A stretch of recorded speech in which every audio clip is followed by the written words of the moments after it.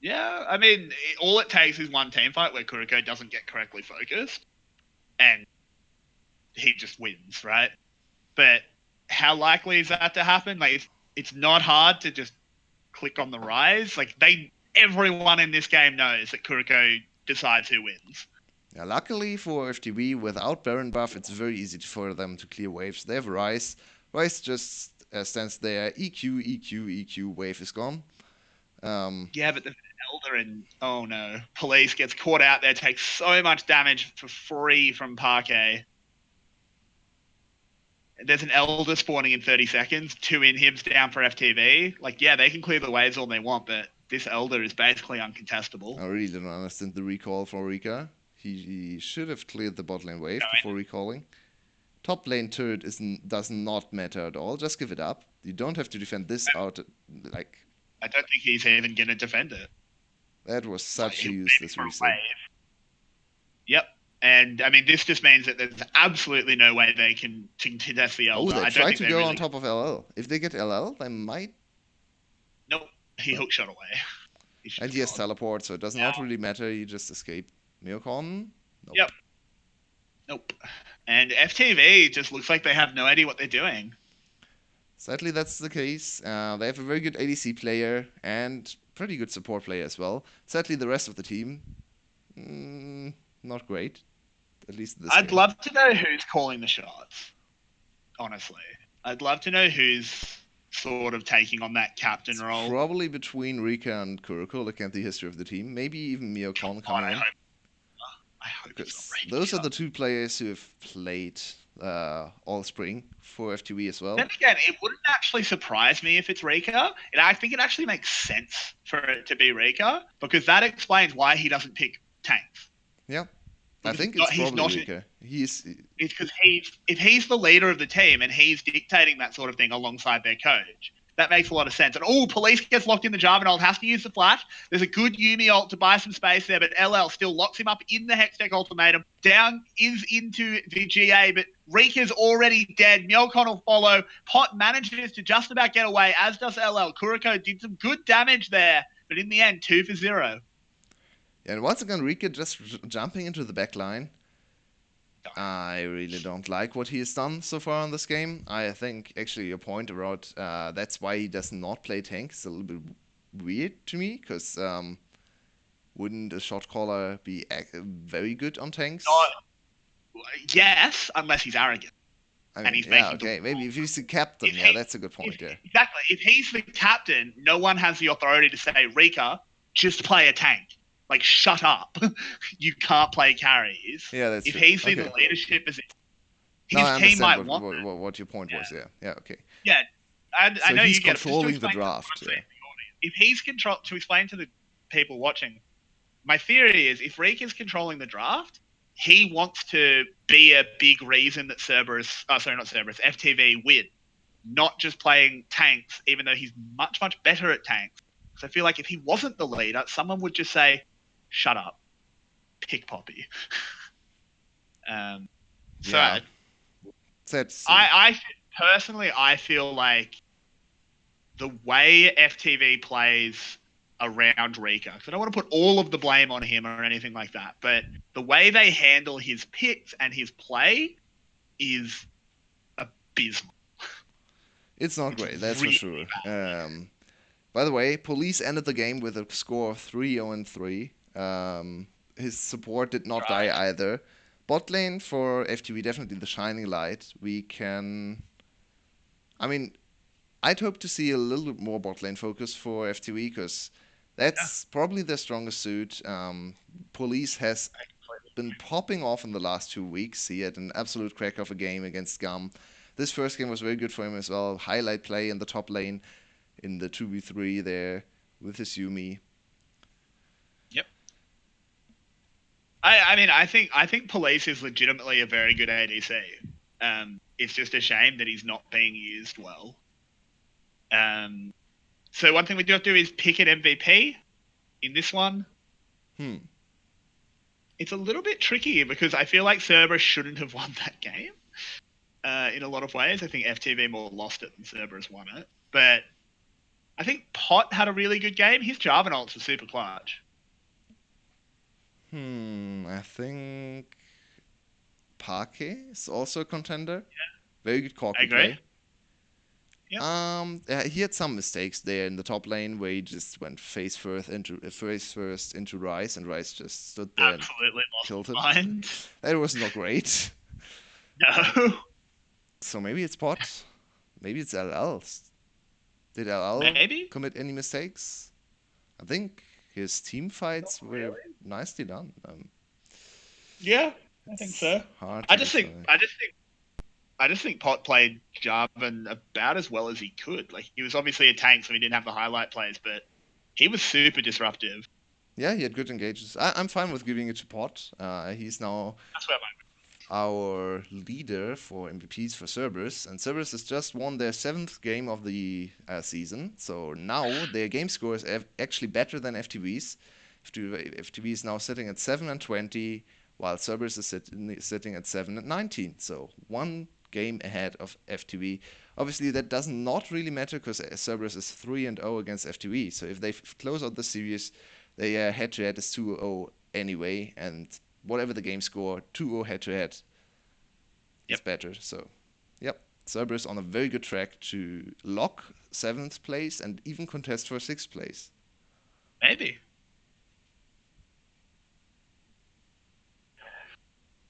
Well, we'll see you in a little bit for game two to see if Cerberus can go ahead and do that, or if will FTV fight back a little bit better in game two.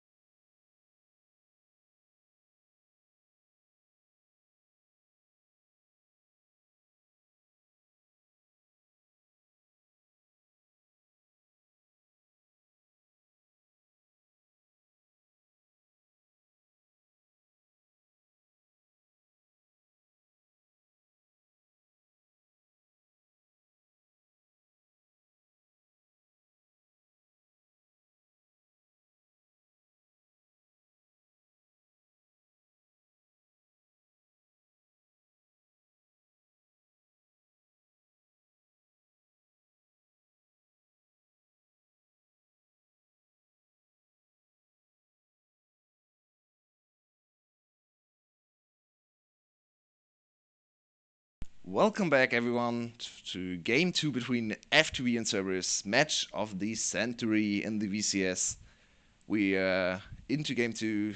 Cerberus has won the first game for, I don't know, what reason every day? Can you give us a short summary? My theory. I reckon. I don't know. There was like a big pile of meat, and Cerberus really wanted it. Dog. I don't know, man. Yeah, I'm putting as much effort into this as FTV put into the game.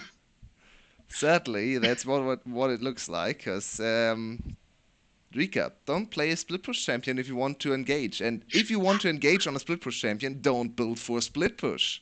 Seriously, Rika, that build tilted Rika, me. don't quit your day job. Rika, don't play professional League of Legends. I don't want to uh, watch you anymore. I It's I really have to question the decision making from Rika in this game. Like going for Jax, okay, fine. Maybe you know the matchup well. Looking at the gameplay, that's probably not the case, but whatever. Um, and then going Spear of Children second item while you never wanted to split push in the game is really like and while you're that's behind. Like it's an okay team fight item if you're miles ahead. It's yeah. kind of like similar Renekton when sometimes It's he an goes at okay super team fight item if it's not your second item. Yeah, that's right. Yeah, I mean Because then that's you true. have already built a tanky item, but team fighting without a single tanky item is just no. Bad call. You have to be able to basically you have to be able to win the team fight in the duration of your E. Yeah, and that was not happening. So And that was not happening. He was just jumping in, maybe stunning one or two people, and then falling over. we It just saw a was very interesting substitution there. For the victories first in. time in many weeks, Meowcon is out. They started with this roster with Kuroko in the jungle and Meowcon in the Meowcon out as a substitute jungler and Victory as the mid laner. But then they went to Meowcon jungle, Kuroko wherever he wanted to slot, and then Victory sometimes subbing in for Kuroko, but Meowcon was the main jungler. Now Meowcon is out, so FTV is still struggling to find. I don't think Biocon had a particularly good game. No, I his think Sejuani had is a not very great. average performance. But I mean, if I was FTV's coach, I'd be keeping Milcon in, just make him play top lane, Or make Kuroko play top line. or make Kuriko play top lane, get Rika out. Like Rika is by far the biggest underperformer on this team, and I don't care if it looks like I'm ragging on the guy because he kind of deserves to get ragged on. Needs to Yes, play better. told us a little bit too often here. Kind of Can understandable. you can you remember one good game out of him where he wasn't playing Poppy? Yeah, Camille. He played a good One Camille game. played one good Camille game and one good Rumble game, but he never picked Rumble again. I think the series against Gum was okay. He actually did not look too bad. Miocon looked worse, I think. But yeah. Okay, maybe Your he hasn't point always still looked like stands. He has had very, very, very many bad games on way too many carries. Like, just pick up another tank. There are good tanks in the meta, or not really in the meta, but good in solo queue. Maokai is there. Malphite just got a buff. Just pick yeah. Malphite into Camille, and you will never. Into Camille is You'll actually never not that die. great, but Yeah, Camille has true damage. That's a bit dangerous, but I mean, maybe not even Malphite. Maybe just pick Poppy in the first phase. yeah, and we have seen Rika absolutely annihilate enemies Camille's with Poppy. This is one of his Yeah, favorite matchups, so just go for the Camille Poppy for the Poppy. destroys Camille. Poppy basically, if you pick Poppy, you get a fourth ban because they're not picking Camille. But to not be too negative, I want to Yeah, yeah. also focus on the shining light for FTV. Police and B Police. had a very good first game, and I think FTV should try to play around Police and B in the second game. Maybe give them an Okay. even stronger laning matchup. They had a very good lane already, but maybe try. Lucian is banned, sadly. Probably Police's Yeah. best champion, right? He got the pentacle on Has been Lucian. yeah, it's been banned both games Yeah, now. So yeah. I mean that's not too surprising out of Cerberus. It is Police's best champion. He's really, really good on that pick. He can basically put his team on his back. This would be super surprising. Yeah. Why would you pick Azir over Corki? That does not make a whole lot of sense. They do the same thing. Corky just does it better. So Especially least in the in the hands of VCS. Parquet, right? Parquet had great Yeah. Corki games. Yeah, absolutely. He got MVP last game on the official broadcast, so yeah, it's doing really, really well. And And the Kuroko answer back, Kuroko is going to play that Jarvan. on the first jungle game in, I don't know, a month or something for Kuroko on stage, he goes back to Jarvan, Comfort, and another Rice game as well for FTV. I like this one. Rictory had good Rice games as well. So, Yep, so sure. far, a good draft. Xin Zhao being hovered here, that doesn't make a huge amount of sense. Pot 1 on Olaf Xin makes Zhao against more sense. QG, so maybe they Yeah, want to go for the tempo draft again. but you've got a Corgi. Just seems a bit strange. But they pick up Zaya instead. Police now is being forced further and further down the champion list. Going up against Zaya Rakan as well. It can be kind of hard to construct a winning lane. Caitlyn Morgana, though, still a thing. B's second most played champ, actually, Morgana. They Yeah, could good look at it. in Caitlyn here. Oh, they There want it to is. go for Morgana. That's interesting. I think that's the more important half to lock here, though, as well. Because the Morgana, even if Caitlyn gets banned here, Morgana is still just good against Rakan, Yep, right? and B is a very good Morgana player. I Caitlyn agree. I agree. side? A little bit surprising Yes, still, I think, because you could I have would. paired the Caitlyn with something else and still probably outperformed the enemy bot lane. Yeah, I mean, I think you can still do that on the other side, though. I think you're right, but I think you can prepare the Morgana with something else as well, and you're still fine. So, Yeah, what is available here in terms of ADCs? Looking at Police's champion I mean, pool, let me check. Kate is the number one, He has played Sivir and four that's times, so we might see Sivir or Kai'Sa and Sivir are the most played champs on his side and most VCS meta as well. Would we like Sivir yeah. or would we like Kai'Sa in this game? Hmm. I I think think. Kai'Sa might be the better pick, even though Yeah, usually we I hate agree. Kai'Sa. But Sivir into Corki sounds like another matchup you don't really want to play as the Sivir. So, Yep, and FTV bans Jace away from Rika. Well done. yeah, indeed. No Poppy Very well. ban yet. We might see the Poppy ban as the last That, second round ban for Cerberus. Yeah, there it is. I mean, again, FTV, pick it in the first set. Oh my So god. this is Camille here. This is Camille pick for FTV. And Yep. they will round out the comp with Kai'Sa. On the other side, we have very strong core. Might go for. Hmm. This is actually harder to predict. Top and jungle still open. They could go for Yeah. Nico and AD jungler. So Xin, for Well, there's example. the AD jungler. So, but if you go Nico, where's does Zin gank? Nico as CC. I mean, Yeah, but are you killing Camille? with early game with his Xin Zhao, Hail of Blades, I think so. True. Yeah, true, true. And you can also just play invade with Xin Zhao. Don't gank, just invade. What? This is surprising. What? What? This is Okay, we were hype. never predicting that one. That was Ooh. never gonna get predicted. Let's be totally To real get here. back to your question, are we killing the Camille? Oh yeah, God, yeah, no, Camille, run away. Get out, Camille, get out. By the way, and perfectly and predicted after FTV side. I'm. yeah, I mean, you did really well there. And after the tech troubles of last night, we know what all of Riven's abilities are called. Because we Blade of the learned, Exile, remember? right? Something was Blade That's of her the role. Exile. Yeah. That's her role. It's her Q is Vela. broken wings. Vela is the E. Huh. Valor is the I E. remember. Key burst is the W, which is the one you Keyburst. Oh, didn't yeah. like. And I don't remember her passive because I don't know. Broken Ability Sword names. or something? Something like. Yeah, something swordy. Broken sword. I Imagine mean, if that was her passive. Broken sword. You should that's. probably get a new one. But I mean, that's what the ribbon looks like, right? Yeah. I mean, that's the whole point, right? I Yeah, have you know, absolutely no idea about the Riven against Camille matchup. I have to I say, don't either. I have no idea about Riven. Yep. She's annoying, and I just play Mundo into her and outscale her. That's I my. haven't seen a Riven. I actually haven't seen a Riven in a really long time. Yeah, you have So, not watched NALCS then, because oh no, I've seen them in pro play, but I mean in my play. I yeah, haven't played same, against the same Riven. actually. Not, Yeah. I have not played against Riven very often. Oh, I think I saw a Riven. She was 10-0, random top Oh, laner. That was great. That was a great experience. Flash W yeah, into the team and everyone was dead. yeah, that's always fun. Fun. While we're in the intro here, fun everyday lore fact. The reason Riven's blade is broken is she tried to get her mentor to destroy it because she wanted to get away from fighting, and it exploded and killed her mentor.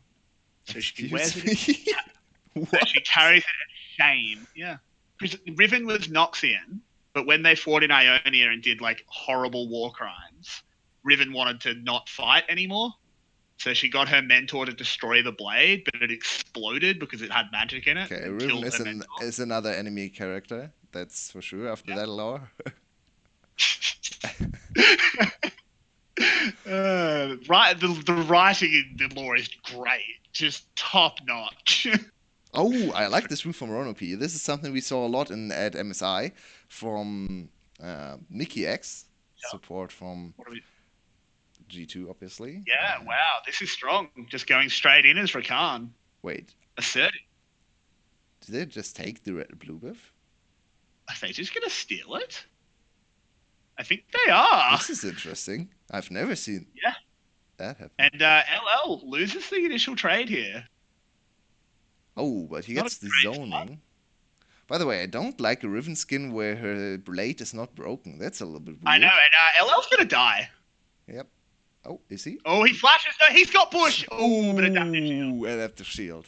Coming in clutch. Yeah, I mean, the adaptive shield in the end did actually not matter. didn't actually do No, anything, but no. it looked like it did, and we both reacted the same way. Yeah. Why'd you have to say it didn't do anything? We could have just pretended we were right. Yep. Adaptive shield turned around the fight. Nice cooldown management from Rika. Yeah, no, LL did the right thing there by flashing into the bush, Yeah. but unfortunately, you don't really want to fight it like that at a level one. Level one fights are good for Riven because she essentially has three abilities, but But not in a not Conqueror really into playing with her. PTA. That's never a good Yeah. fight. And I mean, Also, Camille it has didn't two look like abilities as well, right? She has Q. yeah, exactly. Just double She has Q. double auto attack reset, which is super OP at level 1. Absolutely. I mean, if you're good at Riven, so does Riven, but I don't know if LL has the sick Riven mechanics. So PTA procs, one Yeah, more auto he attack, flashes. and that's interesting. It was very close. It just the auto from Riven just wasn't enough to get the kill. Yeah, did the auto connect or was it too slow? It did. It Yeah, it did. did. Okay, It just wasn't enough. It it was just very wasn't hard enough. to She spot. didn't have any. She didn't have any more passive stacks. So it just wasn't enough to kill. Yeah, clutch heal potion for Rika, Yeah. giving him enough HP to get the last hit. Now Rika with a 1-0 lead in the top lane. That's something we see not too often. No, it's not, and it's also in this matchup. It's super impactful. Riven Yeah. doesn't want to be behind. Riven can't do anything now. Look at Really the doesn't HP want to be behind. totals. Yeah, and look at the CS already. It's already a 13 CS level. Yeah, level 2 to level LL 4, now 3. But yeah, level advantage as well. I think Camille can probably look for a solo kill at level 6, especially with flash down. Has to be Yeah. super careful around level 6. Yeah, I completely agree. It's also much easier for Camille. Like Riven's a hard champ compared to Camille. I mean, Riven's just a hard champ compared to League of Legends, but especially compared to Camille, it's pretty straightforward to fight against anyone as Camille comparatively to Riven. So I mean, in she has terms of the huge range advantage we just saw there in the top lane. She can just stay behind her minions, press W, and win the trade. Because the W for Camille is one of the most obnoxious top lane abilities in the game. yeah, I mean, you play top lane Mundo, so I don't know if you should be talking about being obnoxious, but you are right. You're right. If I never hear a briefcase slam against my head again, I'll be a happy man. I mean, I also abuse a lot of mid lane Tristana, because that's just free elo just right now. Yeah, yeah. I haven't played solo lane Tristana. You I should. need to. It's a lot of I fun. haven't been playing It's dumb and it's fun. Yeah, that's you're talking to someone who thinks the new Mordekaiser is fantastic. Dumb and fun is my bread and butter. Yeah, like I'm a passive player, but playing aggressively against with a solo lane Tristana is the easiest thing you have ever done. Like Yep. it's I mean, speaking of which, I'd love to see some more solo lane Tristana in the VCS. you know, we've She seen didn't have a good one, game. and yeah, Raza didn't know how to play the champion, which is mind blowing. I mean maybe he just doesn't know how to play League of Legends. I'm leaning towards that side because every champ he has played after week 2. We're just out for blood tonight. I've been going in on Rika. You're going in on Ryza. Man, he Oh, has been so disappointing. no, It's he was really, really good at that to start out. We gave him so much praise, and then he let us down. So we're not angry. We're disappointed. yeah. Luckily, Kaido is now here. So savior Yeah. for DBL. I mean, they still lost the game, so maybe not that much of a savior, but at least better than Razor in the top lane. Yeah, I think Kato. He had a lot of deaths because he had a super aggro playstyle, but I actually think he was okay. I mean, he was Definitely 6-6 in the mid game, right? He came back from a lot of early Yeah, camp. yeah, exactly. He was like 0-2 or 0-3 coming out of lane and ended up I think 6-8. But the Yep. last few deaths were just last ditch. Please, dear God, I have to do something. So it's not really his fault.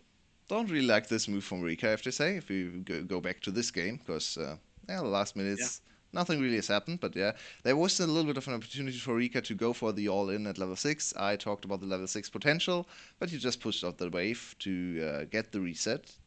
Not the biggest fan. I think you have to push your advantage once you get the solo kill against Riven. Could have looked for another Yeah. solo kill, had the wave advantage, could have tried to freeze the wave to deny more CS as well. In the end, just a reset timer, and I mean, still has a little bit of a CS lead. But now 6 against 6, flash available on both sides. Not as easy to kill the Riven anymore. No, absolutely not. Riven has the outplay potential at level 6. She does a lot of damage. Obviously, Rika's still very far ahead, so it's not like LL's going to be looking for the 1v1. What But is this still, Riven build? red.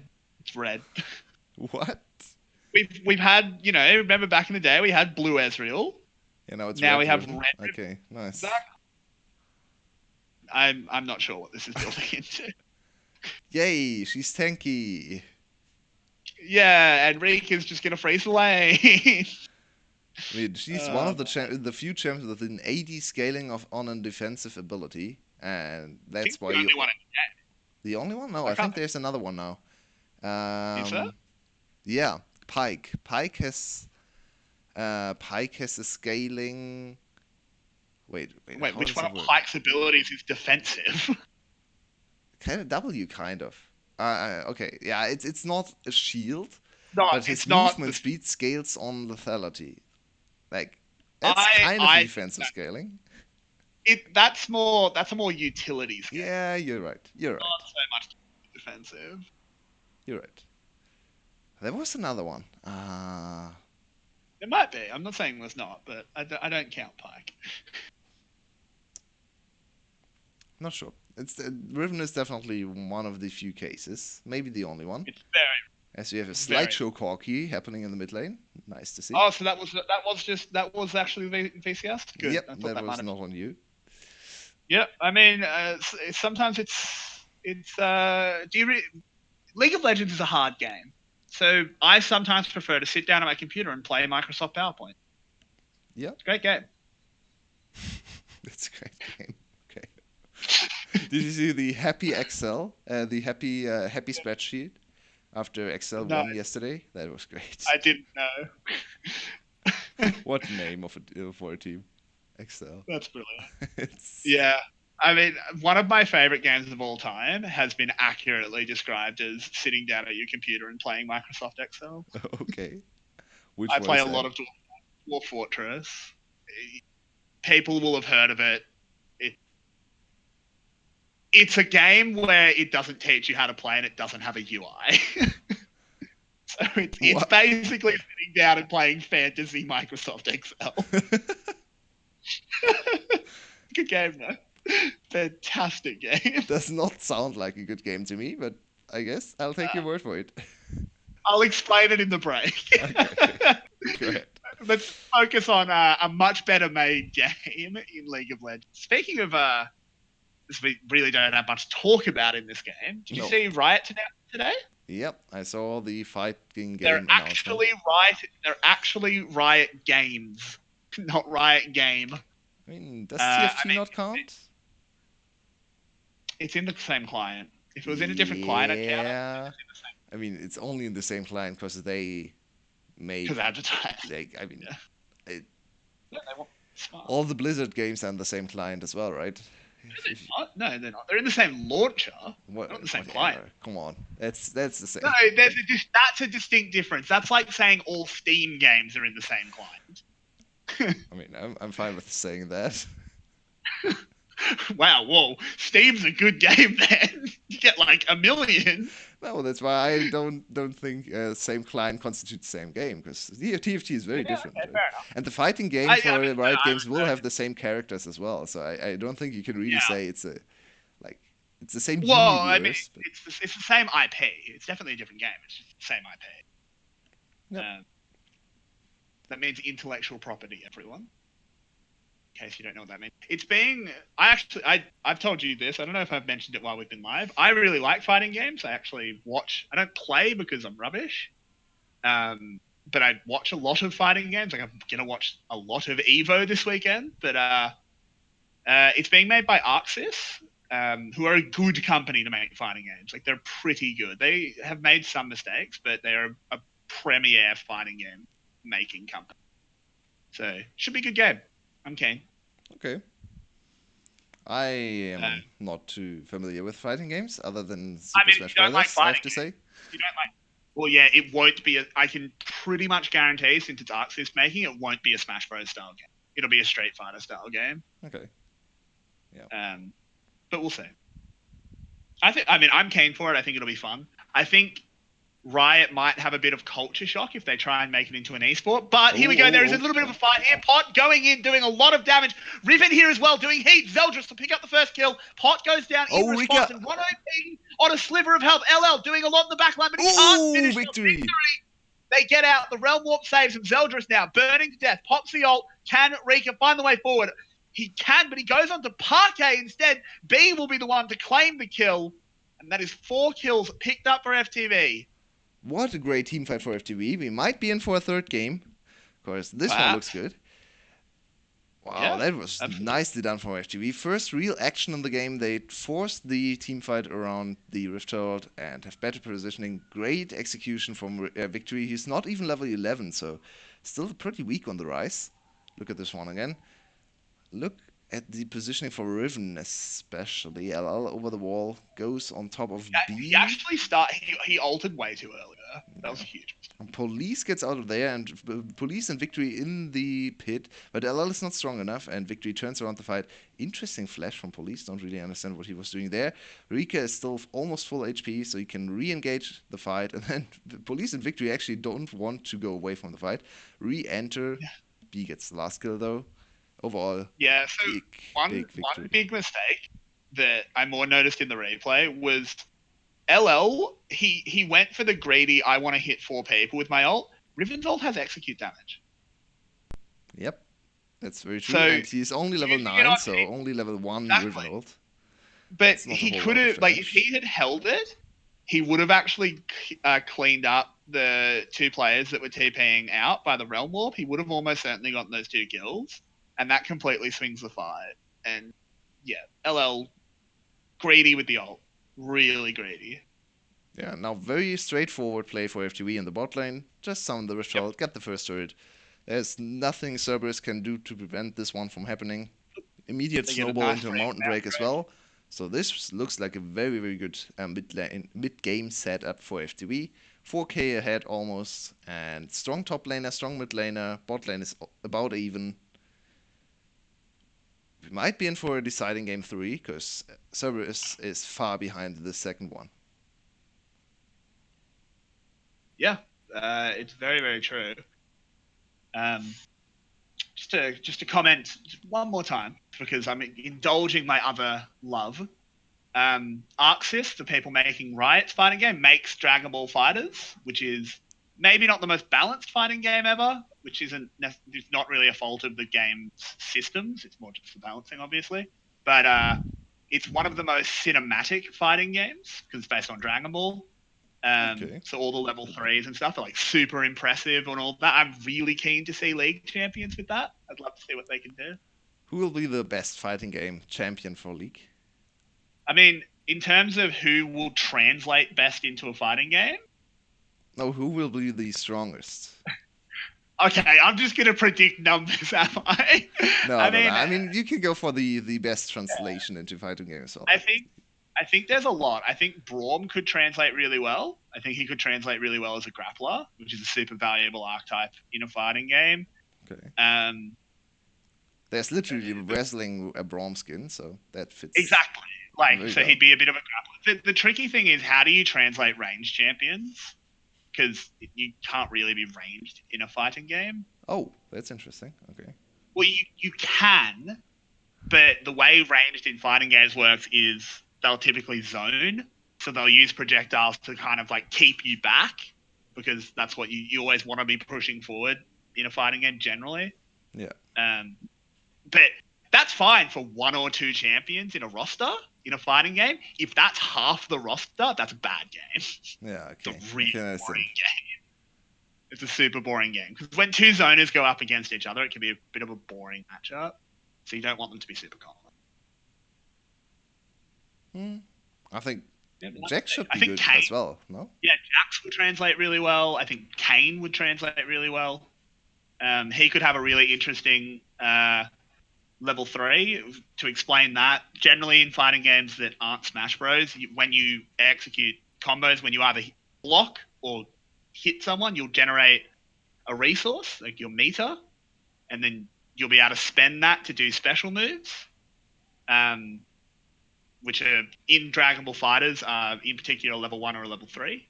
They'll either be like extra damage at the end of a combo, but some characters in some fighting games will have like a form switch.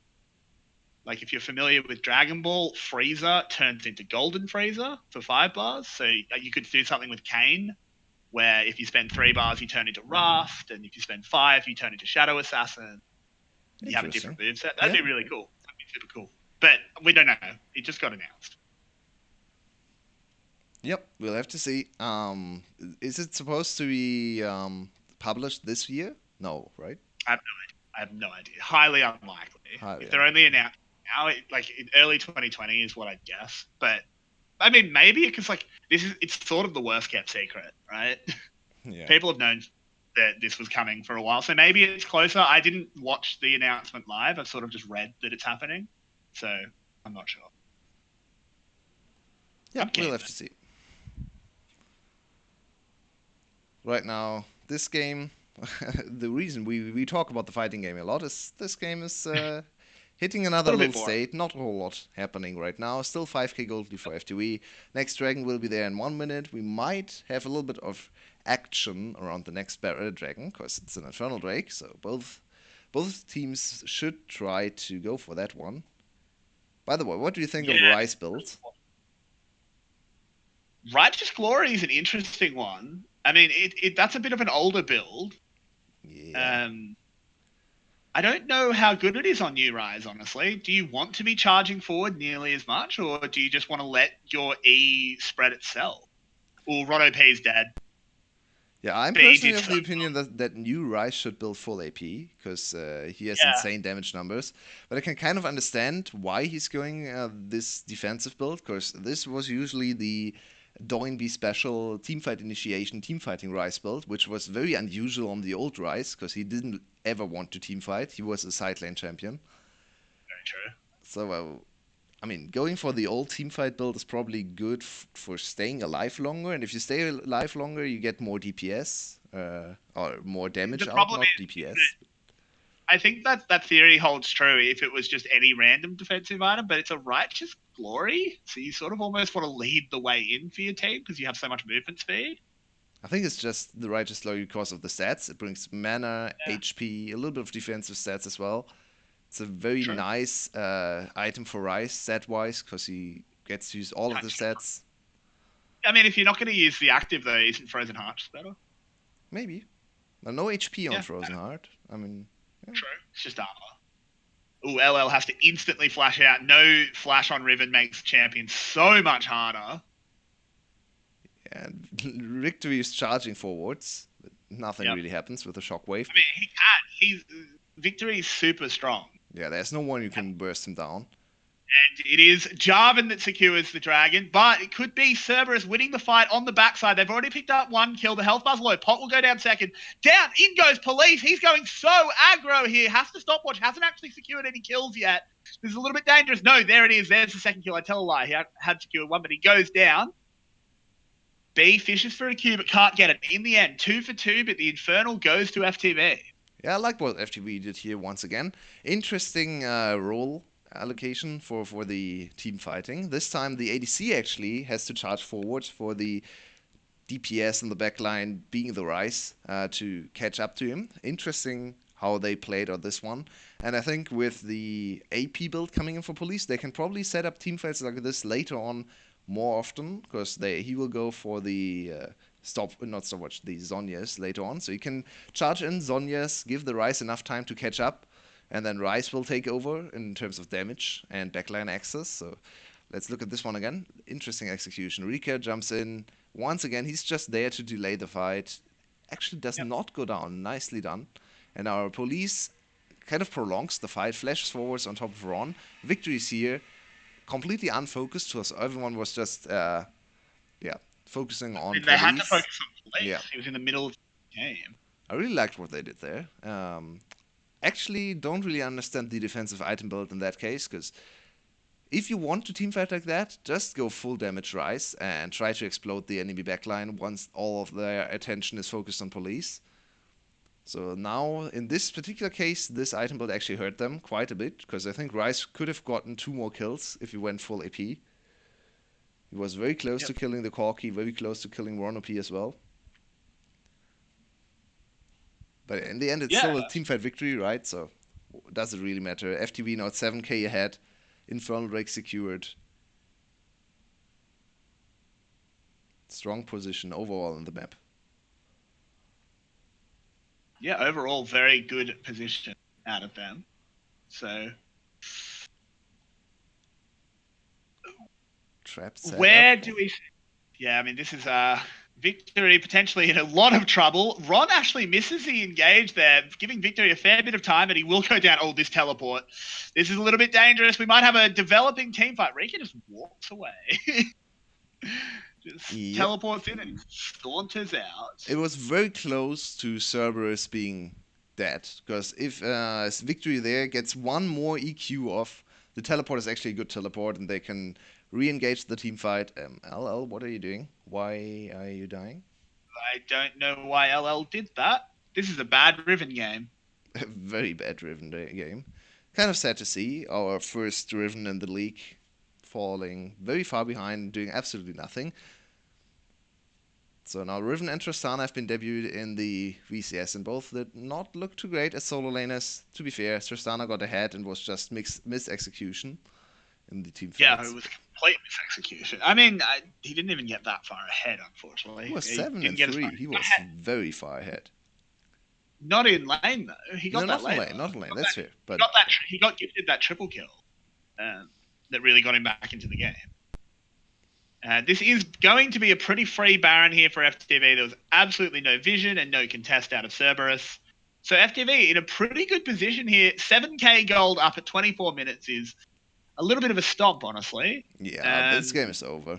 It's Riven from behind and Zizao from behind. Right. Both very useless champions. It's Yeah, I'm not sure what this Riven pick was, honestly. I mean, height, bring it out. Why not? But LL doesn't look particularly practiced on the champion, I'm going to be honest. Yeah, it was into Rika's Camille, which is, I mean, okay, maybe you want to attack Rika. He's probably one of the weakest players on FTV side. We've seen him time and time again struggle on carries, but Camille is one of his better champions, and... Yeah, Camille's also just not that hard, really. Like, she's safe. She has hookshot. Yeah, I like to see Rika on Camille. I have to say, after the last few series, I like to see him on the Camille. Poppy, Camille, and Rumble are the three champs I'm okay with seeing for Rika. So just go back to the Camille next game, and hopefully FTV can close out the series. I think they've definitely looked like the little bit stronger team here over 2 games. The first game, FTV just threw away a big lead for the bot lane, but second game very convincing. Yeah, and I did a little bit of stat searching, and this is like not super well researched. Oh, as LL is going to go down to Rika there. Pot is trying to fight him off.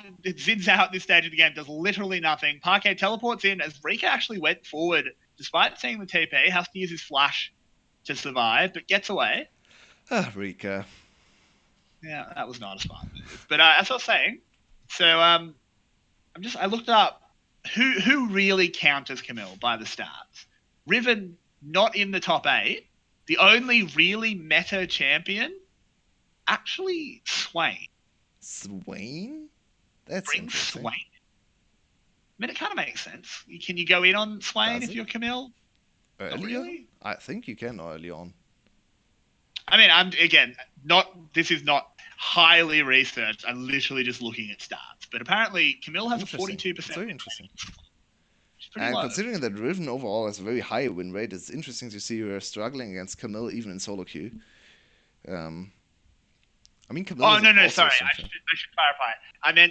I'm not saying Camille normally beats Riven. I'm just saying Riven wasn't in the top 8 counters. Okay, yeah, fair enough. So I was checking if like Riven was a known Camille counter because I didn't think it was. No. But it doesn't appear that way. I'm sure Riven probably has a decent matchup in solo queue because Riven has a decent matchup in solo queue against everyone. And Rika's dead, by the way. As we're talking about the Camille, this will be his first death of the game, and he nearly picked up a kill to go with it. So Rika having a decent game this one, redeeming himself a little bit. Yeah, and the kill went over to the Corki, which is probably the best spot for Cerberus to get the kill, because either Riven will never do anything in this game, so getting kills on the Riven, probably not too valuable. One kill is not enough to get her back into the game, so just stack all of the gold on one player. Maybe he can carry the next teamfight for you and prolong the game long enough that your 280 carry setup can come in and carry you to the victory. Very unlikely, though. It's incredibly unlikely, but I do have to commend Parquet, again, having a really solid game. He's 2-0, not feeding. He's a little bit ahead of Rise in terms of gold, a negligible amount, but he's ahead. Parquet... Why haven't they been playing him all season? I mean, Yado had good games as well. Yado has secured 2 MVPs for us. I agree, but like, I guess, look, it comes back to, I wonder if either of them can play top. Because it's a shame that you have to sub out Yado, who's good and has been one of your better players, for Parquet, who also looks good. But I think LL also has looked quite good the last few series. Obviously not in this game. Yeah. This game has been horrible, but the other games, last game he was good. He has looked good against Rezo and the game against DBL. To be fair, almost everyone has looked good against Rezo in second round robin. Yeah. In the back half of the split, Rezo. I think he looked good against Stark as well when Cerberus played against Flash. Yeah, but I mean, we haven't been super impressed by Stark. He had a couple of good games on his last outing, which was good to see. But yeah, I mean, it's always a shame when you've got, I mean, it's sort of like a similar situation with Gum, where you'd love to play Yoshino, but you also have Zero. Yeah. So who do you, like, yeah, you'd love to play Yoshino, but who are you dropping? But for Cerberus, everyone. Do you think it's a player problem? Do you think there's one player who's really, I think the biggest underperformer for Cerberus is actually Ron OP as a support. I agree with that, but I don't, even if they had a better support, it would help. No question, upgrading your players would always help, but it's a communication and plan. I'd love to know what they do with their scrim time. Yeah, they were solidly 5th in spring. Obviously, the league has gotten better with Gum being stronger, but they almost had the same lineup almost, like a different ADC. EDC Love was still starting. A different support. Bunch of, like, Korean stuff. I think I was reading something about that. They picked up like a Korean coach and all that, and it's just not worked. Nope. It all pots poured out a bit. Kuriko puts him in the cage. Police coming in. Wii. Here comes the police. Yeah, And just he's finish having the another game, good. please. This one is just not Yeah, interesting anymore. just grab Baron. Kind of Grab Baron sad and to finish. look at this one, because Yeah, I mean, we can go back into champion ability now. So that was fun. Maybe not, but yeah, this game is just over. There's not a whole lot Cerberus can do. They don't have the damage to win team fights. They don't have the tankiness to build a front line. They have two completely useless, very aggressive champions that will only die whenever they try anything. I'm speaking of Zin and Riven, obviously. yeah, they literally don't exist. Oh, Rika, Parquet flying forward. God damn, the package has got such a long dash. Reek is probably dead here. Not entirely his fault. That was a that very long. was his poor fault. Why It did was he a go up very there? long. That's true. Yeah, okay, he shouldn't have been there at all. The But rest of at his the team same, just used the time to reset, and Rika thought, hey, I have a Baron buff, let's end away kill. We need a longer game yeah, time. it's true. It's true. And I wanted to give him MVP actually when he was 3-3 or 4-4 even, but now, Yeah, not I so don't think. much. No, I think Police has had a really, really good performance. As he always does. I think B is Yeah. also in contention. I think today he Yep, has I been agree a with great support player. that. Yep, that's true.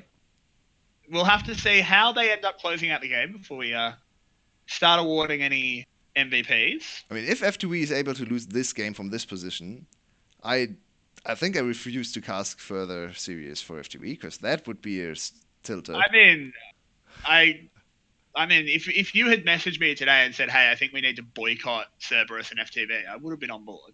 But if they lose after this, I'm demanding we do it. Yeah, sadly, the next week. We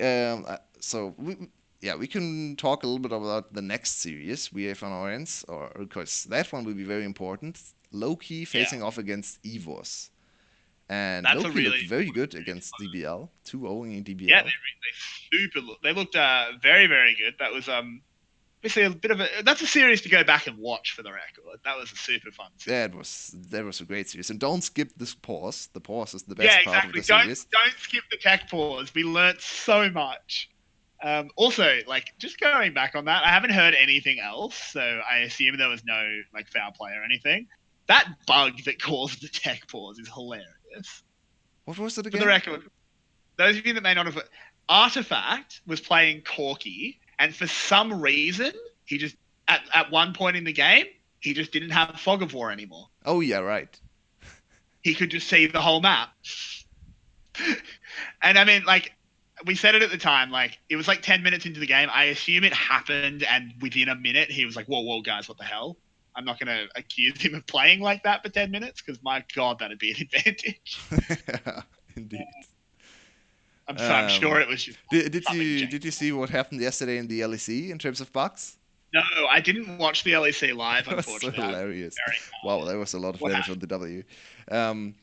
There was a top lane, I think, cannon player with Kleptomancy, and 10 minutes and some seconds into the game, he paused the game, and there was a pretty long pause, as we have another team fight erupting. Tucked out here, LL's doing his best, but he doesn't exist as a champion, so this will just be Cerberus melting away, and that will be game 2 in just a moment. Going over to FTV, we're going to game 3 for the bottom of the table clash. But do continue. I want to hear. Yeah, I'm going back to the story because the game has not been interesting in the last 10-15 minutes, so True. Don't care about the game anymore. So yeah, he picked Kleptomancy in the top lane and played for 10 minutes, and then he stopped the game and told the referees that he has not received a single item from Kleptomancy in 10 minutes of play. And they went back, looked at the shadow game footage or whatever it's called, so they reviewed the game, and came to the conclusion that there was no bug, and he just was the most unlucky person in the world. Wow, I'd love to have been behind this. I think I'd love to be a fly on the wall in the ref room. Oh like, I have to wonder though, if I'd love to be a fly on the wall for the refs. Were they just saying like, yeah, this is a bug, but we have no idea how to fix it? Just tell him shit. Just tell him that. I'm sure that's not the case. I'm sure the LEC would never do that. But That's hilarious. It was, oh my god, the poor guy. I mean, they got stomped by Origin anyway, so I don't think it would have Can you mattered imagine how really. But tilted you'd be when the ref came back and was just like, "No, you're just unlucky." like for 10 minutes, Lol, not a ref. single item for 10 minutes. That's insane. That's horrifically bad luck. And by the way, it always happens to Misfits' new roster. There was the bug with the shop happening to Neon in the first game they played on Oh, that stage. was. I still think he got robbed. Yeah, he got. I think you got robbed as well. That was not. I don't think the That interaction is wasn't the supposed to work like misplay. that. That's a little bit Yeah, and strange. I'm annoyed that it came out and they only looked at the server logs. They didn't look at his pro view. You should always look at the pro view. You should look at everything you have available to you if you're a ref. Yeah, and by the way, in the post game, how do you call it? The sheet that's where all the actions from the game are listed. It was the game log, The you could say. logs, yeah. The logs, yeah. Yeah, it was written that he sold his potion. Yeah, I know. I It's wanted, ridiculous. and he wanted to sell the potion. Like, Yeah, he ooh, tried to sell the potion, but there was a bug where he sold his essence reaver yeah. as well, and it's yeah, Oh not. man. But we have to decide an MVP for this very exciting game two between FTV and Cerberus. Police, Yeah, I it's think. police. My vote. I Yeah, don't think we he's have so to good, think about randomly. that.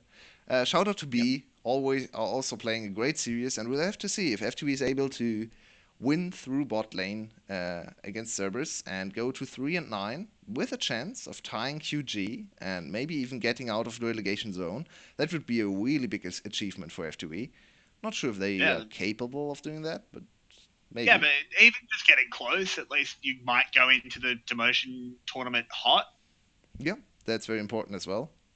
And Yeah, last time they went down there, they came back up, so good yeah, good sign for them.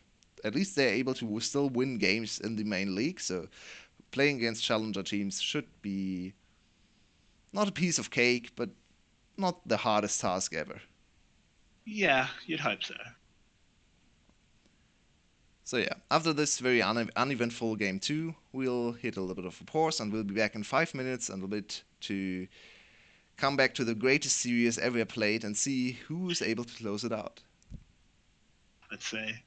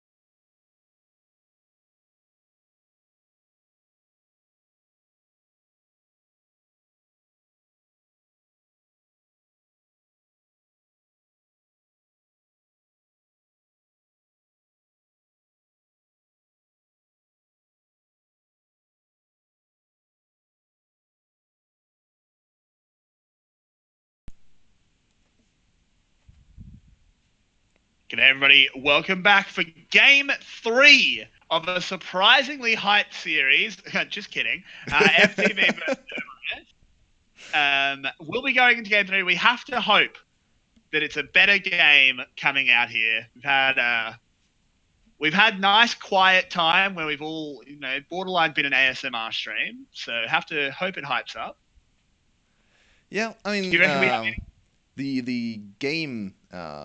Looking at the game totals of the whole season, now FTV is ahead again, so that's hype. FTV one game ahead of Cerberus. Whoever wins the next game, Rika gets the MVP. Wow, official broadcast. Get out. Get out. I mean, he got the first kill, right? But that was Riven inting into him. Cause Yeah, no. no, indeed. No, That's incorrect, main broadcast. You are wrong. Yeah. Police was much more important. Police was very good in the game. Rika had a better performance compared to game one, so I mean that was not hard, but it was still a way better performance. Put him on Camille, Poppy, or Rumble. If not, I mean, okay, you lost the game. You lost the chance to make it out of relegations. Don't really know what to say anymore if they don't pick Rika his champions. Just first pick Poppy. Literally just first pick it. I also don't understand why Cerberus will not ban the Poppy in first round. Like, why not? Because they're not picking it. I mean, why bother? They don't pick it. Well, that's true. Why don't they pick it? And why don't they ban it? I mean, those are the bottom tier teams for a reason, right? What are the? I want to know what is in these coaches' book. Like, it has to just be like drawings of cats or something. Looks very blank. No, there's something I mean, I can see writing. Yeah, but maybe it's just his diary. Because I don't think it's plans. And once again, the Lucian ban against Police. He has shown us very good performances on other champs, so I'm not too sure if the Lucian ban is still warranted.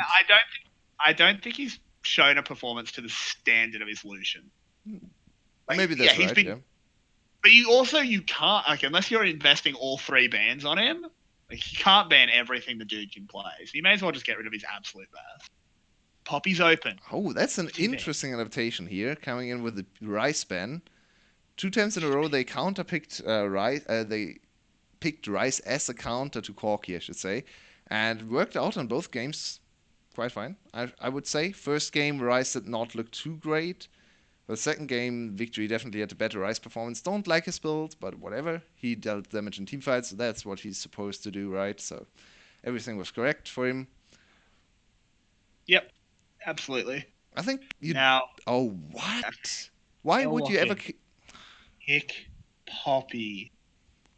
I mean, seriously, he does not pick Poppy here. Poppy. We might as well just call the game for Cerberus at that. I would almost be okay with just turning the stream. Yeah, that's a tilter. Just lock in Poppy Zaya here. Or Poppy Yumi. Please, fine dear as God. Well. Please, dear God. Yes. Just hit lock in. Lock it in. Kuroko, you know God. It's the right champion. Yay! We got it. Yeah, thank the Lord. And B on Morgana. That's also really strong. I think Yumi is the better support, but B's Morgana is really good. So. Yeah, now his most played champion. 8th Morgana pick for him over the course of the split. So clearly his favorite support champ, and why not? He's looked very good on the Morgana, opening up something like Caitlyn Morgana as well, and kind of denying Rakan and Zaya as well. So they can now, if they want, they could pinch ADC pool and set up a winning bot lane matchup once again. I'd like to see that for FTV. Yeah, I think that'd be smart. So far, this has been a pretty good draft out of FTV. Cerberus, again, Parquet getting his Corky for a 3rd game in a row. I almost would have liked to see that banned instead of Sejuani. Like, forced Parquet to actually play something else. Like, he hasn't had to. Yeah. But now it's Corky into Poppy, and that's horrible. That matchup is very bad. You can just flash on top of him as a Poppy, and then he can't use the Valkyrie anymore, and you can just kill him, because he's an ADC without mobility at that point. Yep. So He's stationary target, and I mean this is Rika, so he goes Triforce, right? Because that's the best build. second item at least. He goes Sunfire into Good Triforce thing almost every game.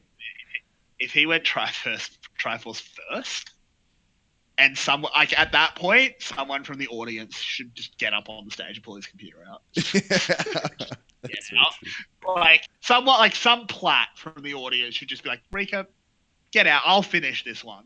I'm gonna do better than you if you went Triforce. Can I undo the Triforce? Yeah, I mean, just sell it. Just buy a Barmies. So But no, pinching the thankfully he ADC doesn't pool make as we predicted on the side of FTV. Ezreal is Yep. open though for Zeldris, and I would like an Ezreal pick here. Maybe something like VCS.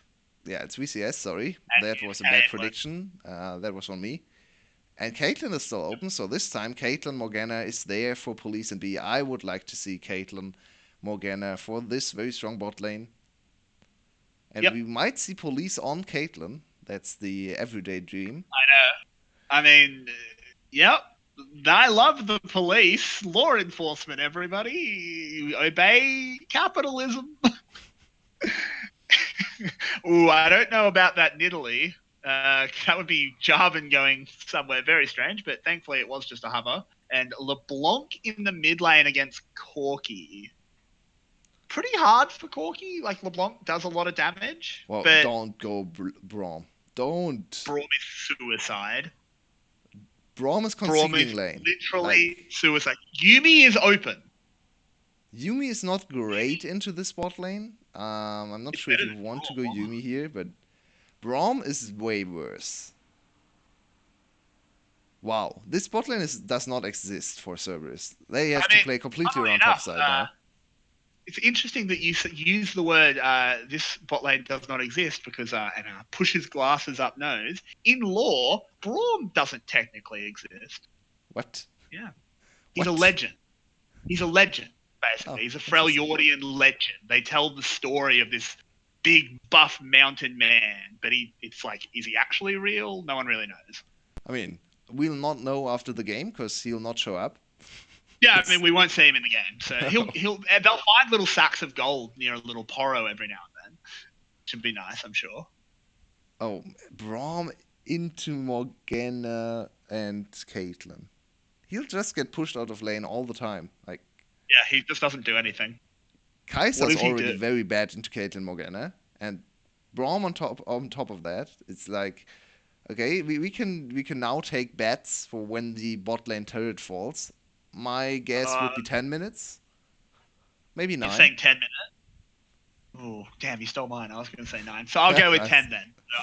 I'll say that they don't do as well in lane. Oh man, I think we're 1-1 on these bets so far. So this is our best of 3. What's this?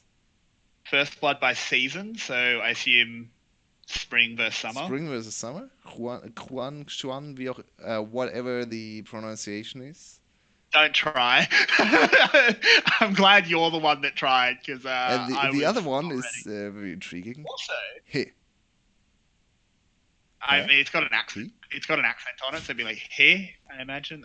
Let's not. Let's not do that one again. Yeah, instead, let's focus on the team compositions, which look a little bit strange. I like FTV's team composition. A little bit. I mean, the bot lane is the really egregious one for Cerberus. I think the other 3 are actually okay. Like the Camille got counter picked. I mean, I absolutely hate LeBlanc. I think LeBlanc is a very bad champ right now. Can't punish lane hard enough. Okay. Falls off very, very quickly. I really am not a fan of LeBlanc in this meta right now. I don't think. Skins, mate. Yeah, it's a great poppy skin. I like this one. I think all poppy skins are great. I don't know a single bad. Old Lollipop. I played a lot of old Lollipop. Old Lollipop splash art haunted my dream. Yeah. Yeah, no, poppies. I mean, in general, I can't think of that many bad skins.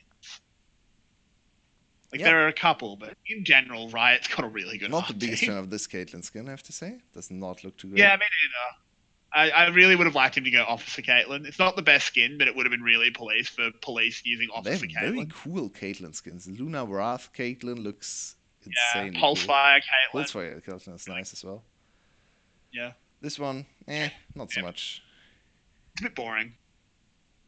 And Morgana is just using her standard skin, right? This is not I special. didn't see. Is that she base Morg?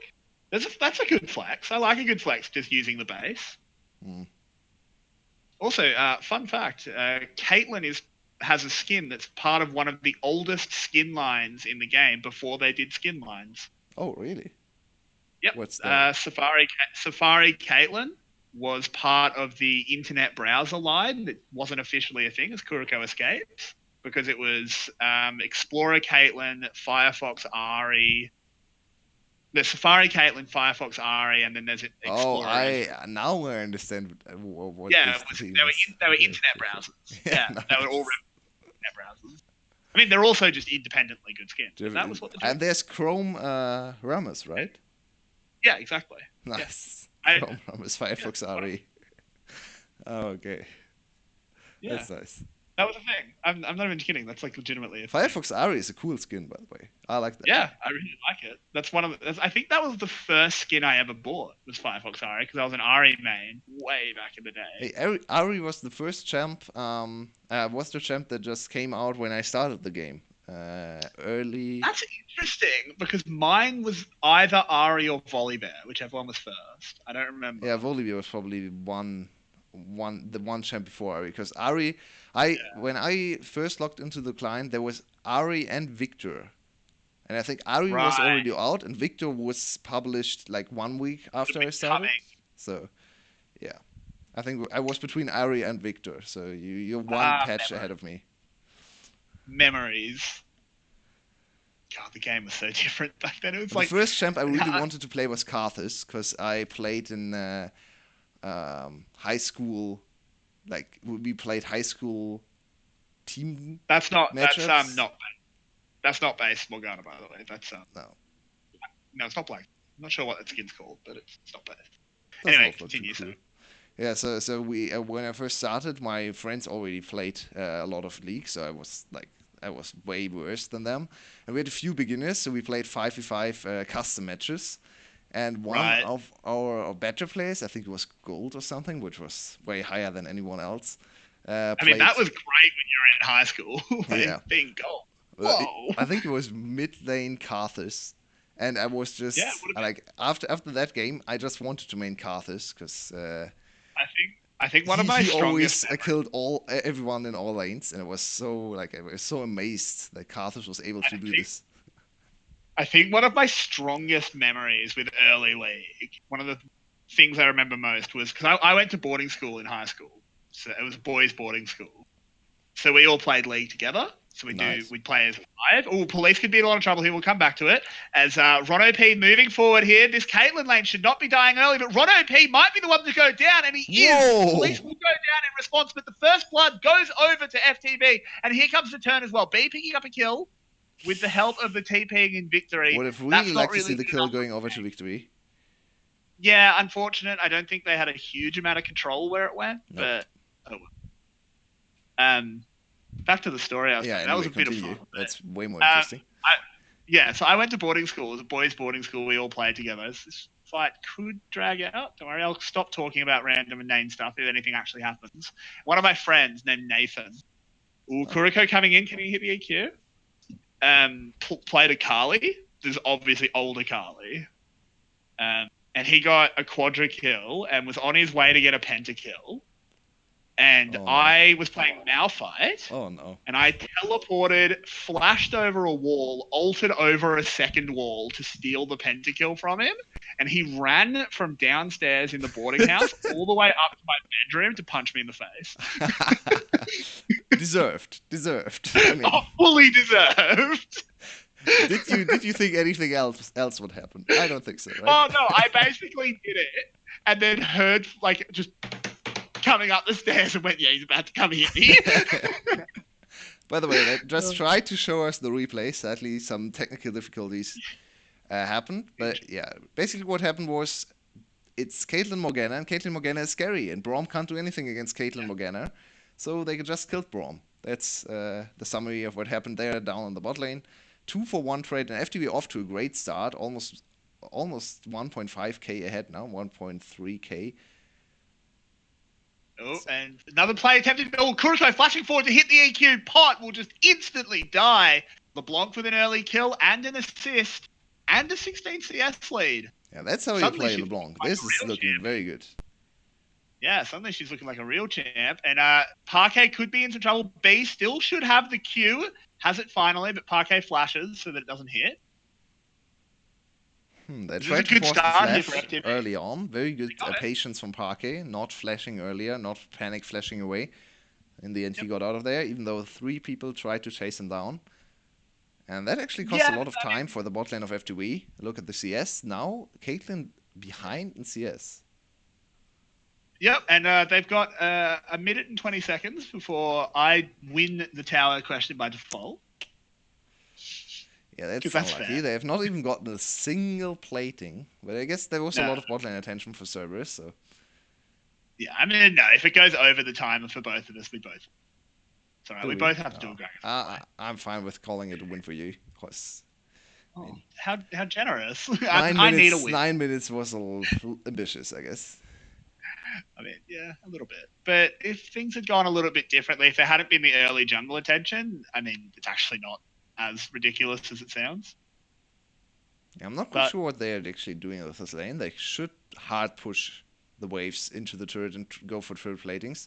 Because Caitlyn really is a matchup or a champ where you don't care about the enemy ADC. You need to accelerate the Caitlyn. The enemy ADC will outscale anyway, so you really need extra gold on your Caitlyn. Don't freeze. Don't ever freeze with Caitlyn. It really is useless. Yeah, you have 10 CS more, but your attack speed scale, your innate attack speed scaling is 10 times worse. So 10 CS more will not do anything for you. Yeah, you need to get the tower.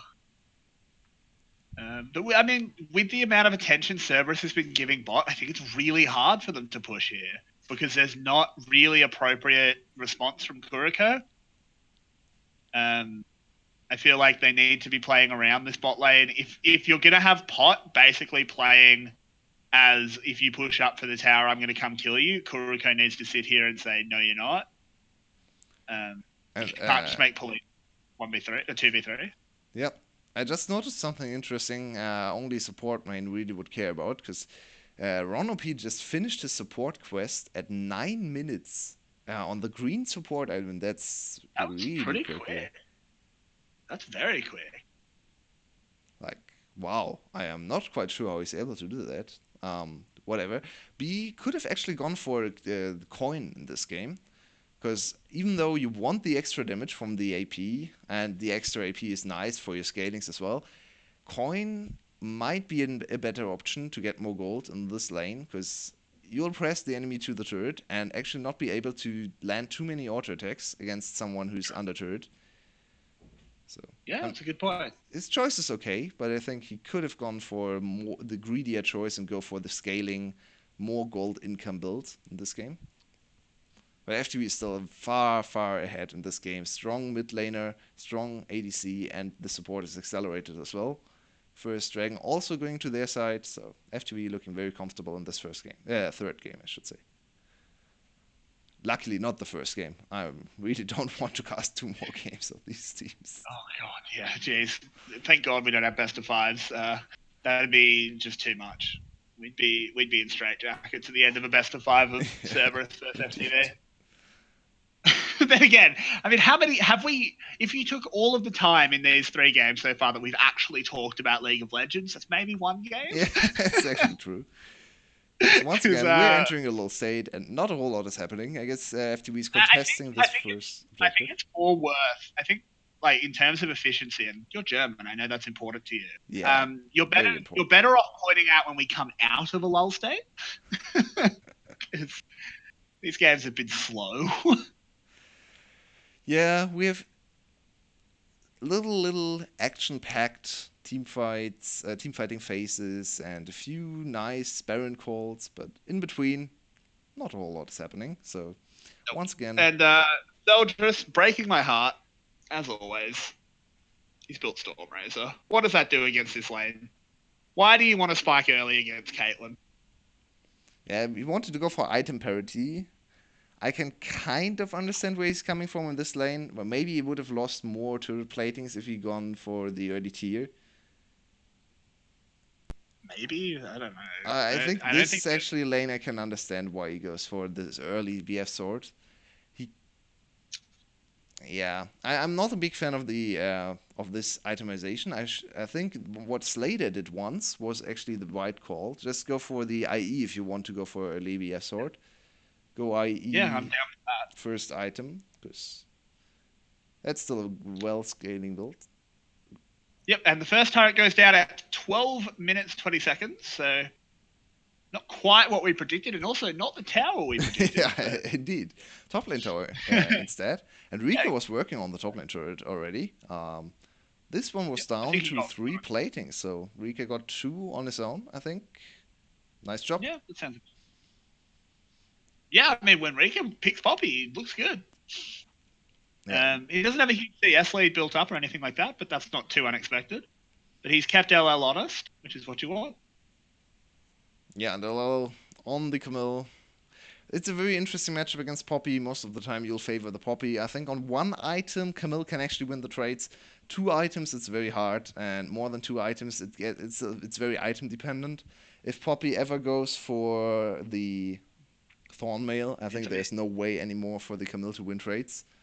It's just so hard for it even to be a trade though, because she hook shots towards you and you just press W. That's very true. This is nothing. This is nothing Camille can do. Yeah, Camille's greatest strength in most of the matchups is that she decides when the trades are happening because of her hookshot having the superior range. Against Poppy, she can't, and that's one of the reasons this is a hard counter matchup, even though it's tank against non-tank or tank against carry. Because yeah, the initiative with the Poppy. If Poppy ever wants to trade, she can. If Camille wants to trade, she can't. So it's completely on the side of the Poppy player to decide how the lane is played, when the trades are happening, and how the trades are happening. Yeah, very very true. And hopefully we see that continuing to snowball into a bit of a lead for FTV if they want to come out on top. But they already have a pretty significant lead. We haven't commented on it, but they're at a 4K gold lead at 14 minutes. This is really bad for Cerberus. And where does the lead come from, actually? They have the first turret, which is obviously something like maybe 2k gold if you get all the platings, which they did. So that's 2k gold. They also got 3 or 4. I think they got 4 platings in the bot lane. Oh yeah, that's true. So almost a all is lot of plating and turret gold, and then a few kills on top of that. Very strong early performance from FTV. To be fair, they picked for early game, right? They picked Caitlyn, Morgana. That's an early dominant lane. Yep. And this is going to be another tower, so it's about 14 minutes, about almost 15. So we were a little bit overzealous, but no one ever said we were actually good at our job. So I mean, it's also not the bot lane, so I think the point is completely off. Look, if we were good at our job, we'd get paid for it. Oh man, money's a thing. Yep. Regardless, this is looking very good for FTV. They should be able to snowball this lead.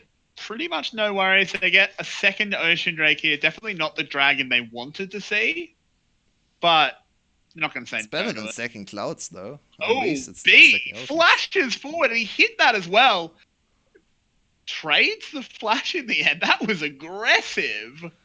He saw his opportunity to shine. He wanted to have an MVP as well, because this game is very likely going in FTV's favor once again. They are looking like the much stronger early team. And, I mean, why not go for the play there, right? You can always fish for advantages on the Morgana. He used his ult. That was a little bit of a mistake, I think, because Flash was still available for LL. Yeah, but I mean, I think it'll come up. It'll come up before it matters. Like, there's no objectives on the map at the moment. The duck. Yeah, I agree. And trading ult for flash is obviously a good trade for you, so why not? Why not go for the trade? Not a whole lot of agency right now for B. No flash, no ult available. He can still look for Qs, obviously. But yeah, FTV also does not really need to force anything. Just group 3-4 members mid lane and kill the turret. There's not a whole lot Cerberus can do against that. It's very true.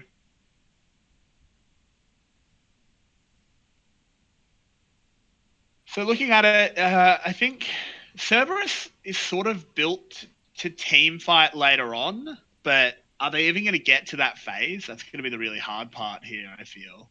I feel like they're actually pretty good in the 5v5, were it on parity later on, but yeah, it's rough. Absolutely. They have a decent front Ooh, line. They have a lot of team throwing fight themselves in. abilities. Police taking a lot of damage. The explosive cask as well. Police does go down, but he does a lot of damage onto LL that lets him get cleaned up. Ron OP doesn't respect the Poppy W, gets popped up by that. But in the end, he gets away. Zelda's charging forward now, gets the stun onto Rika after he flashes. No Kaiser ult though. In the end, it's only a 1-for-1, but it's FTV limping away, and that should be the mid lane turret And they very half easily. lose the team fight they were not supposed to lose. Yeah. In the replay, we have to focus on victory. What did he actually do in the fight? Because that was not the most impactful LeBlanc with a lead ever. No, it really wasn't. I mean, the big thing there was that Police just got destroyed. He also sort of, I don't know if I'd call it a mistake, but he had the unfortunate situation where he used his escape while Camille was still following. See, she janks forward, so was still trapped. It's not necessarily a mistake. Looked like LL just traded his life, but it actually took Victory way too much time to kill LL there, and only auto attacks available for him. And then Kuroko and B are overextended. Rika has to flash out as well. All the tanks lost too much health to continue the fight. So in the end, FTV is the first team to lose the mid tower, which is very surprising considering they have the Caitlyn and LeBlanc from ahead. But they'll equalize anyway. So we're back to 5k gold lead. Not a whole lot has changed. So in the end, not the worst team fight loss for FTV to take. Yeah, exactly. Obviously not ideal, but not the worst thing in the world. There was no objective other than the mid lane tower available for Cerberus to pressure, and considering they were able to equalize it so quickly, we're getting another replay in this fight. Well, what actually happened here? What's this? Did Victory get another kill? What are we looking at? What? What? Yeah, that's LeBlanc for you. Parquet, are you when did okay? that happen? We didn't even see that. No, I think that happened while the replay was running, right? So we just replayed the thing that was happening. What? That was... Now Victory is 3-0, so this LeBlanc is very scary. And we saw he's absolutely capable of bursting those Zelrus even without his chains, so... That's scary. Zelrus does not have a whole lot of fun. No stopwatch for him right now. Next team fight should be heavily in favor of FTV. Okay. Definitely should be, but we'll have to see how we go on that front. If he can pull that off. Because if he's distracted by LL again and just sort of autoing it, the Kaiser can get her job done.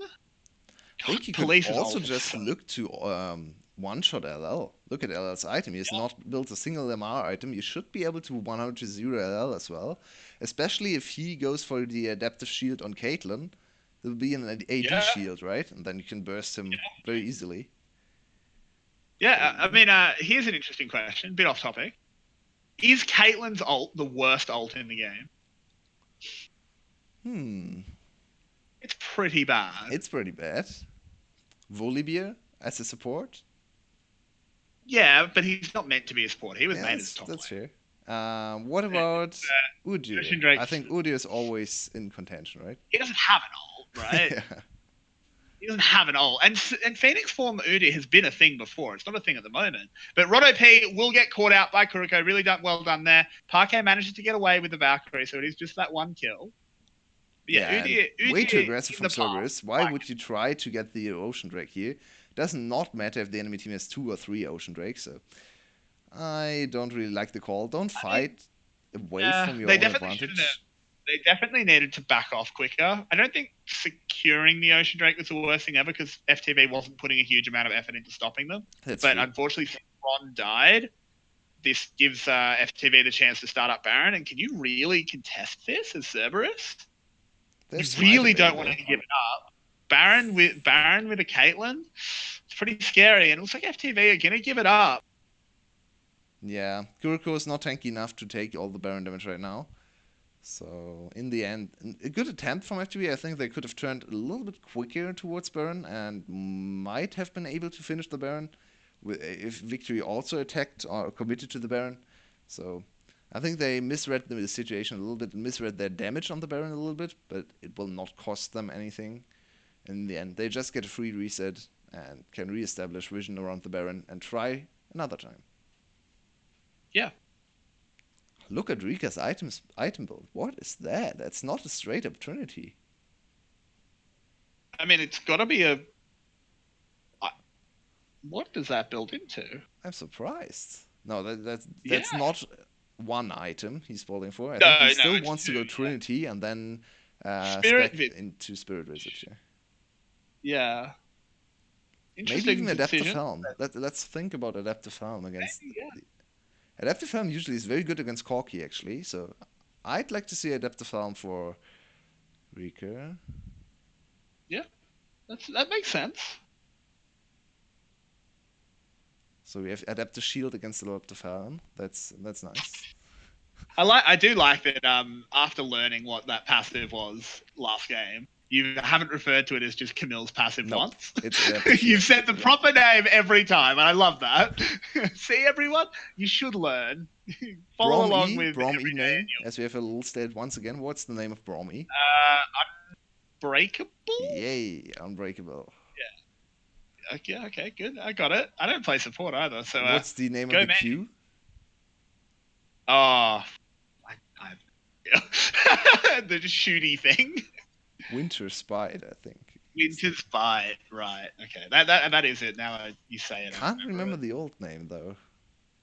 Oh, really? Glacial Fisher. Glacier Fisher, yeah, right. That's a great name, by the way. I mean, it's exactly what it is. Yeah, it's great. And W's just stand behind me. Yeah, it's also a great name. I think the passive is called Concussive Blows or something like that. Yeah, I think so. Concussive Yeah. blows. That might be. What's Vi's W then? Isn't that concussive blows? Maybe.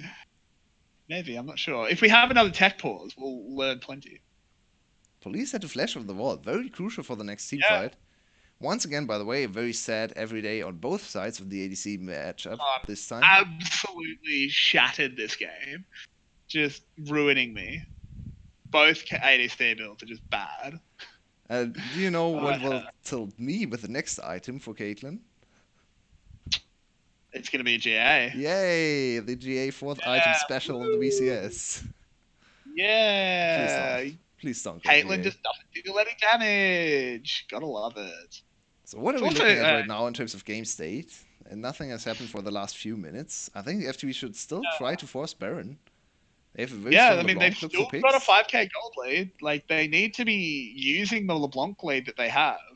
There's another look for picks. Caitlyn ult comes out. Oh, okay. Another name. Do you know what Caitlyn ult is called? And a follow-on question: if you do you know what it means? No, I actually don't know what it's called. It's called Ace in the Hole. Oh, and it's right. it's a poker term. Since you have one of the face down cards in stud in stud poker, it's called a hole. It's called the hole. There can be an ace in the hole and it can change a hand. But Rono getting caught out there, but flashes over the wall. He's okay. Baron again is aborted by FTV. Yeah, now they forced the flash from Ron. Is that valuable though? Definitely not worth their time. Right? Yeah, it's only support flash though. Can be impactful, but Braum against Morgana in team fights, as we saw in the very first kill of the game, not too great. So yeah, I don't think it was worth the time of FTV. Good attempt from Service. They only have to give up their support's flash, not even the life of their support to stop the Baron. Now Kurko really needs this smite. Yeah, this is actually a pretty important drag. Kuriko throws himself forward. That's a huge mistake because he's going to go down. Victory as well, getting absolutely chunked out. Rika has made some space in the front, but now the Dragon's at 600 health, and Pot is too low and backs off. Yeah, so in the end, FTV gets what they The really mountain wanted. break. The Yeah, dragon. that was important. The dragon was more important than the team fight. I mean, if the team fight goes Yep. 4-0 or something, they can just always snowball it into Baron. But they actually fought for the dragon here, so now significantly more Baron speed for FTV, and the game might just go back to a little bit of Baron dance. And this time should be successful for FTV, because with the Mountain Drake, mm, I mean, we are probably looking at something like 12, 13 seconds to full burst the Baron, which is still a long time, but yeah. Look at this one again. I'm not quite sure why Kuriko wanted to all in here. Maybe just to get Port away from the dragon. Victory has to flash out immediately. And Rika actually buys a lot of time and tanks very well for his team. Victory, though, a little bit of miscommunication in the backside of the Baron Dragon Pit, because Victory had to flash out. The dragon would have killed him otherwise. That's a little Yeah, bit. that's a little bit unfortunate, to say the least. But in the end, it's still a good result for FTV, and Yeah, they but we should have be to able to. criticize them. They have not grown their lead since 14 minutes. We're now at Yeah. 28 minutes, so in the last 14 minutes, nothing really has happened for FTV. They have only just hold their lead. They're still at 15k, 5k. 15k would be something. No, it's only 5k. No Baron secured. Victory is slowly falling off, and the Caitlyn, I mean, it's still not in her late game mode, so yeah, they have to No, be I careful mean not giving especially away because this game. she slowed it down by building static shiv. Yeah, that's very true. Makes no sense. Um, this should still be Baron going down. Uh, Pot is I had there. FTV does not want to commit. They are very scared of this steal from Pot. Rightfully so, I think. They need to do something about Pot. They need to utilize their LB. They have a pick champion, one of the best pick champions in the game. They need to look for the kill on Pot. And I think the biggest problem right now is the vision setup in the enemy jungle. That's very, very bad for FTV because they have almost no vision into the enemy topside jungle. They need to just brute force their way into the topside jungle and establish vision. I'm not quite sure why they don't try. They just go back to the Baron and always stop it again. That has been the case for the last 5-6 minutes, and I'm a little bit confused. They don't even try to go for vision in the enemy jungle. A little bit of yeah. bottom tier This is look, a little right? bit bottom. Yeah. Yeah, absolutely. It's got to the point where I was looking up things. I was kind of looking up matchups a bit, and I've gotten distracted. Do you know where Braum's door comes from? Brom's door? Like his door, the shield he holds. It's a door. No, I have no Do you know idea. where that comes from? Orn made it. Nice. Interesting. Yeah, just a bit of lore. I'm just on League Wiki because I was looking stuff up, so I was just trying to figure out something. Was And that the case when Brom came out or when Orn came out? probably when Orn. Yeah, probably, right? I think they just didn't address it when Braum came out because yeah, Fair Braum enough. is It's just a like, door. Yeah, I mean, a actually door is not too yeah, interesting. no, exactly. It's just a door. Also, this is a bit of a grudge match lore-wise. Caitlyn versus Camille, because Camille is the one that murdered Vi's parent. Lore-wise, yeah. More, more insight. Okay. Camille Got seems to to know be a the very, story. very bad She's person, huh? like she's like Batman, but if Batman was way more of a dick. And I know you aren't into superheroes, but I'm sure even you can sort of figure that out. But Ron OP, speaking of being bad, he's been caught out again, but Oh, he does very good manage to get ult. away, and they turn it back onto Kuriko. Very well done. Rika as well, locked up in the Camille ult. In the end, FTV gets the Baron, but loses 2 kills. Yeah, I really wanted to comment on FTV's Baron takeover because this time it was very clean, very Ooh, B quickly. goes down as well. They've only got 2 Barons left. Yep, that's not great because they tried to fight for absolutely no reason. Another bottom tier team mistake. Just take Yep. the Baron, reset, buy items with your gold, and then set up the push. You don't have to fight. Like, what are you fighting for? You already got the objective. Don't fight for nothing. Just get out. And now they lose an inhibitor. This is Cerberus suddenly looking to be in a pretty good position on the map. Yeah, and I mean, it's I can't fathom that they might lose this game, as FTV that is. 5k gold lead at 14 minutes. I mean, it's unbelievable that they're Yeah. going to lose. It's unbelievably bad. Like, one of the worst performances. Oh my god. How do they manage that? And I mean, they're still in a good position to win this game. Don't get me wrong. It's not like Cerberus has super outscaled them or anything. Their scaling is probably a little bit better. But by the way, look at this Ron OP ult. Nicely done. Yeah, that was really well done. Right after I called him out for getting caught, he did so well. And then Pot with the ult to knock Rika back into his team to get another kill. Very unfortunate for B that he got caught on the backside there as well. I don't think he had to die. But it's still two Barons for FTV, so if they're able to convert the Baron into an inhibitor, it's still an okay trade. Inhibitor for inhibitor.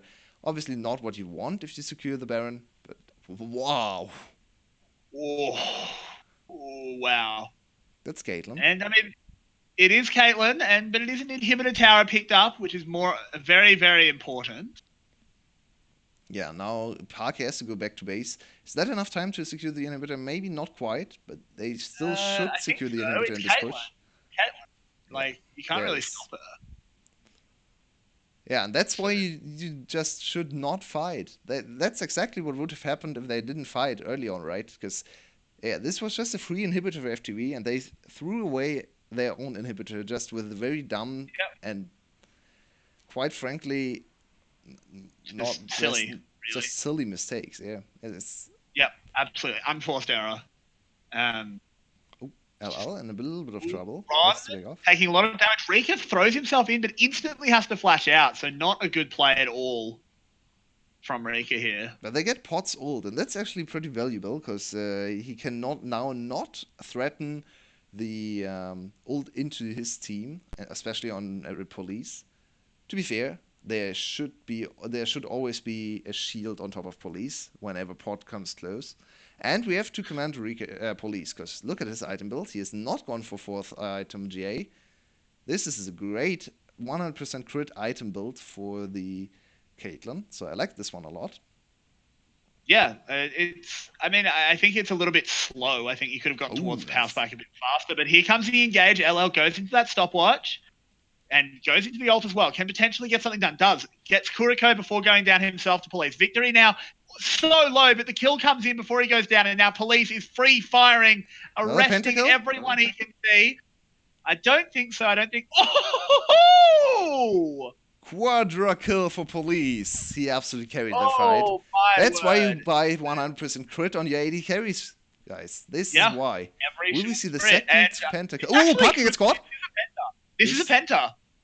They need to give it to him. Yep, that should be a penta. No one responds in time. Penta kill. Police is a god. Police has 2. What no a one god. Else has 1. What a god. And he gets the win for FTV. He put the team on his back. Yeah, and I'm already locking down the MVP because there's nothing to talk about here. It's police. Yeah.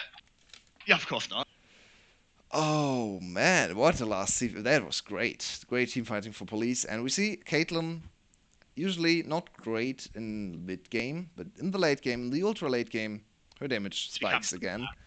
Did you see the 1,000 damage, 1,000 straight damage crit on Zeldris when he jumped into the bot lane? Absolutely absurd. Oof. FTV wins against Cerberus in the very important match for them. Not important for anyone else, because who cares about these two teams, to be honest? It's true. It's very true. But it is important for them, for how they approach the relegation tournament. And it's also very important for QG, because QG lost to Cerberus. QG is 0-4 in the second round robin, and they still have to play FTV. If FTV wins against QG, they will force a tiebreaker. I'm not quite sure how the game score, how much the game score matters. Maybe QG is still safe, because the game score for FTV is much worse. But if FTV wins 2 series and QG is unable to win a single one, then suddenly QG is in relegation zone and FTV is out. So there's still potential.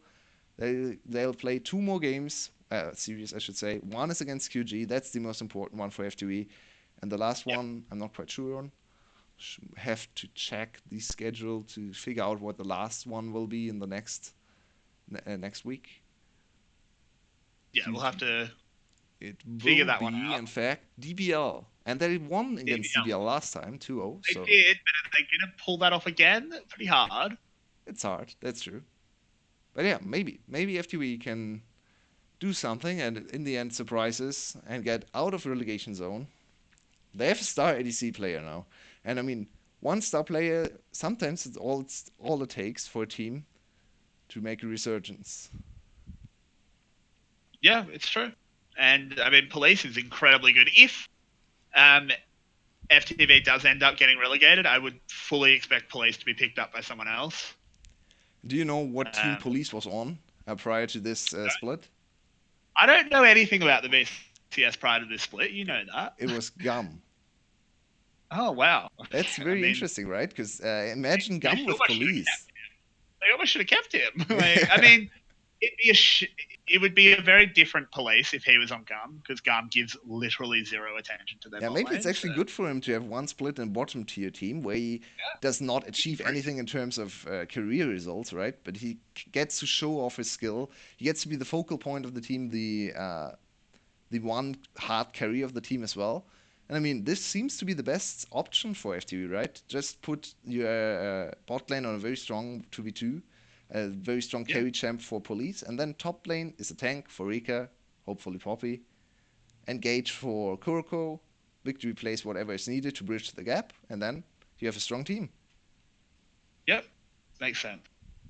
And with that, yeah, I mean, FTV picking up the win there, not a huge impact on anyone except the 2 bottom teams, as we said, but it's good for them to potentially go into the very back end of the season with a win. Yeah, and I think this third game, at least in the first 14 minutes and in the last 5 minutes, was pretty high quality League of Legends for FTV standards. I mean, there For were FTV, still FTVs, yeah. There were still yeah. 15 minutes of absolutely nothing happening and the gold lead shrinking, which is not great, but I mean, there was a period of time there where they genuinely could have lost the game. yep. Which is not great. What's your verdict on Parquet after the series? He's really First, good. I think he's really good for the team. only Parquet though.